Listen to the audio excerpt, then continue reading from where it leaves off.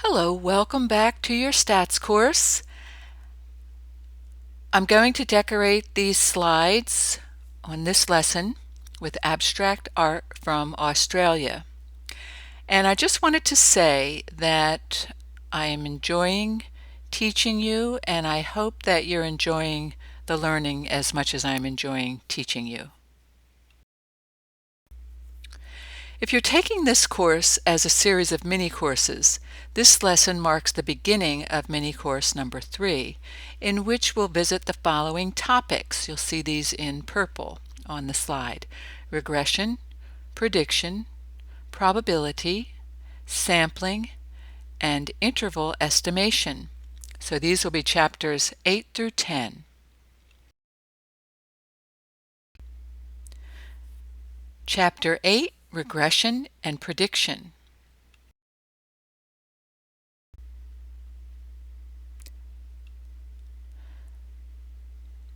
Chapter 8, Unit 1 is Equation of a Line. That's our topic for today. Next, we'll look at the regression line. Then we'll look at alternate forms, the prediction model,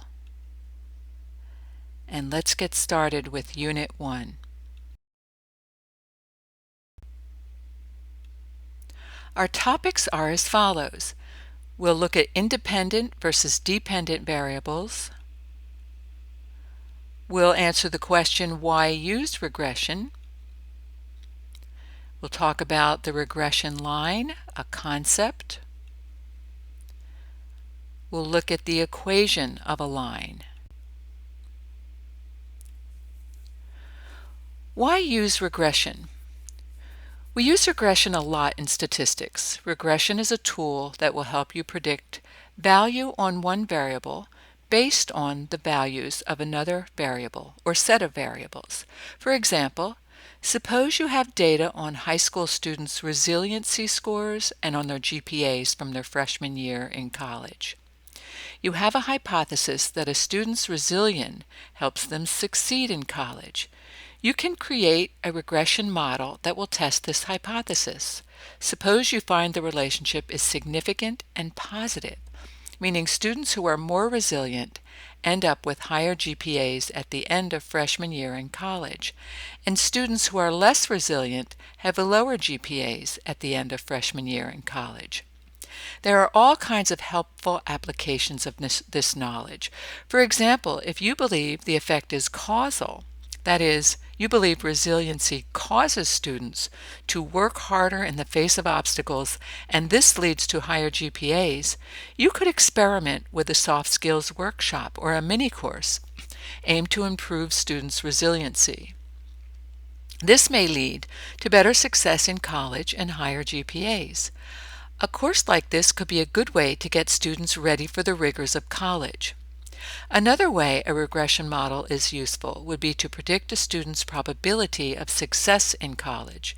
You would, of course, need to measure and study more variables to create a good prediction model for college success, as measured by freshman year GPA.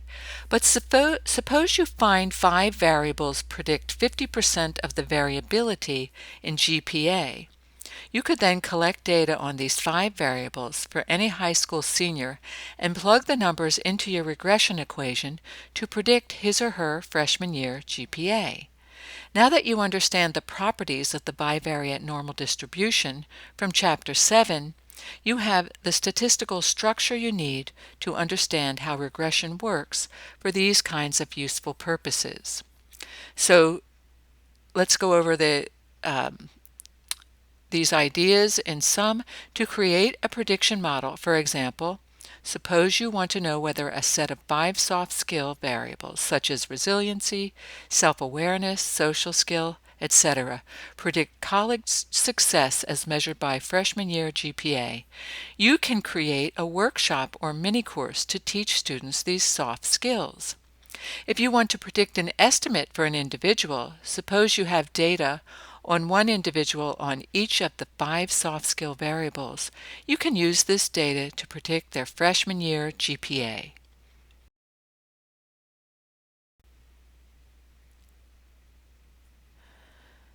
So we'll be talking about independent variables, which are predictors.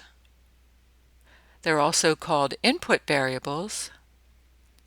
They're called causes when you have an experimental design. The dependent variables are also called criterion variables, output or outcome variables, and effects.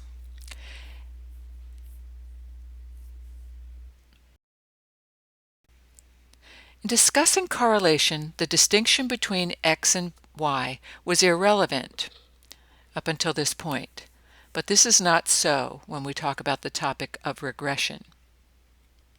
The independent variable will be called X. The dependent variable will be called Y. Let's think about the regression line. Our previous relationships have all assumed an underlying straight line characterizing the relationship between X and Y. We call this line the regression line. If we could agree on where to locate this line, why would we want it? Why would it be useful? In this slide, we see the regression line without the underlying data points. With the exception of one data point that lives on the regression line where the two blue lines meet, I'm showing you this one so you can see the point of the line where the X value equals 10 and the Y value equals 20. Usually when we look at a graph like this, we see a whole scatter of data points, but we're just focusing on this single data point right now. So the notation for predicted scores is as follows. Uppercase Y is the actual or observed score. Uppercase Y with a little hat on top is the predicted estimated score. So this last notation is read as Y hat.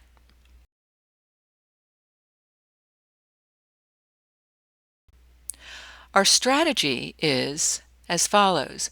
We need to agree on an objective criterion by which to locate our regression line. In preparation for that discussion, we need to understand the concept of the equation of a line. Every straight line in the xy plane can be described algebraically by an equation of the form y equal bx plus c. Every equation of the form y equal bx plus c can be represented geometrically by a straight line. The equation form is called a linear equation. Here's an example. Let's suppose y equals 2x plus 4. The 2 is symbolized by the letter B, and the 4 is symbolized by the letter C. This table shows how we can take each x value from 1 to 6 and convert it to a y value using the equation of the line. So if you start out with one person in your data set who has a score of -2 on the x value, if you put it into the regression equation, y equal 2x plus 4, so put that -2, substitute that in for the x in the equation, do the algebra, and you'll find that y equals 0. Let's look at the first person, point 2, the second person rather, point 2, and their x value is -1. Let's plug that into our regression equation. So we'll have y equals 2 times -1 plus 4, and we see that after we do the algebra, y has a value of 2. And you can do the algebra for the other points to prove to yourself that this equation will convert the x scores in the middle column to the y scores on the right-hand column. Here we see the regression line in blue. We see the xy data point pairs that meet the requirements of the equation y equal 2x plus 4 land on the blue line. Let's look at a few xy data point pairs to prove that this is true. When x equals 0, y equal 2 times 0 plus 4 equals 4. Notice 4 is equal to the value of c on the regression line. I wonder if this is just a coincidence, or is this an important part of our understanding the mechanics of a regression line? I won't hold you in suspense. It is an important part of the mechanics of a linear regression line. The line will always cross the y-axis when x equals 0. It makes sense intuitively and logically when we do the math. This point where the line crosses the y-axis is called the intercept. Also notice we can compute the slope of the line by computing change in y divided by change in x. I've given you an example with the two red lines that sit below the line and form a right angle. The y values on the line go up from 6 to 8, a change in 2 points, and at the same time the x values go up from 1 to 2. So if we do the math, we find the slope is 2 divided by 1, which equals 2. So going back to our equation, y equal 2x plus 4 with b equal 2. It all comes together. And this is another rule for the mechanics of a linear regression line. The change in y divided by the change in x will always equal b, and b will always give us the slope of the line.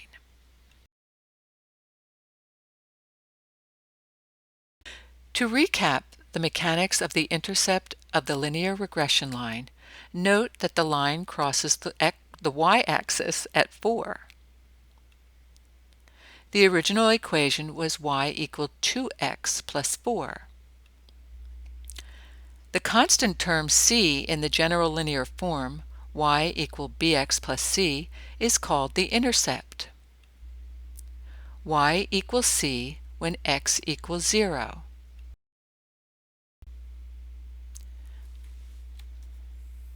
Here I recap the mechanics of the slope of the linear regression line. Notice I'm specifically talking about a linear regression line here, meaning a straight regression line. When the regression line is curved, we'll see a different set of mechanics, and that will be for a more advanced course. So note that the line rises 2 y points for each increase of 1 x point.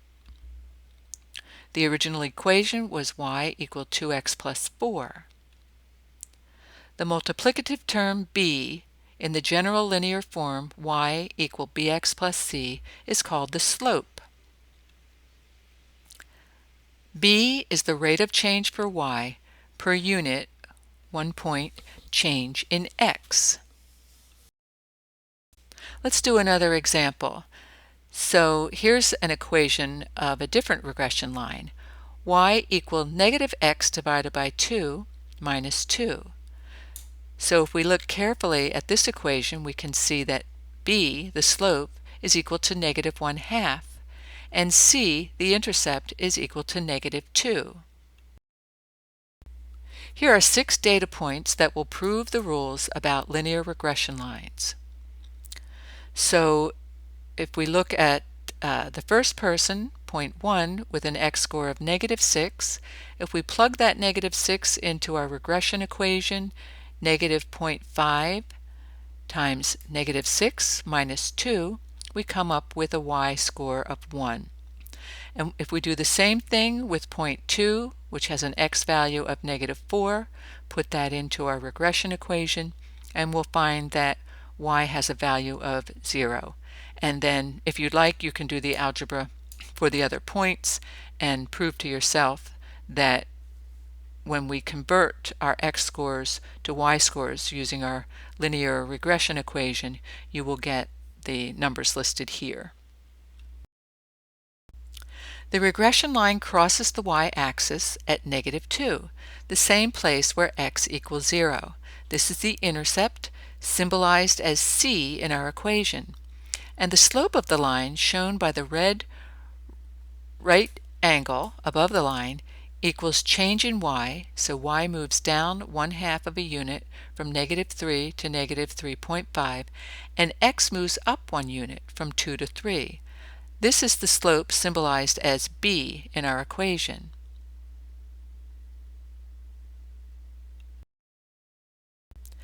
When we finally decide the best orientation for the regression line, it will be described by an equation of the form y hat equal bx plus c.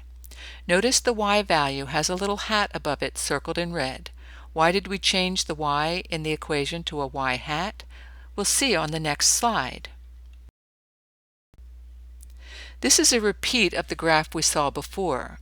We can see the y hat is the predicted value of y for each value of x, but it doesn't explicitly identify all the possible values of y when x equal 2. Recall we saw in a prior lesson that there are many possible values of y for each value of x. The value of y that lives directly on the regression line is our best prediction of the y value that we predicted for a person with any particular x value, but it's not the only possible value of y for a given value of x. For example, think back to our lesson on scatter plots. Recall that if x equal 2, it's feasible for y to have many values. Let's say, for example, values that range from 0 to -5. We're not including all of these values in our prediction equation, and we're not including all of these values on our graph, but we can imagine that they are there. The best guess for the value of y when x is 2 would be a -3, and that's the value of y hat, but it's not the value of all values of y when x equal 2. So why do we put y into the regression equation, but we put y hat in at other times? We use the symbol y when we're looking at the whole length of the line, when we're trying to find one particular point on the line, i.e. at a particular value of x, we use the symbol y hat. I'll continue to explain y hat in the next lesson, and I'll continue to explain the difference between y and y hat.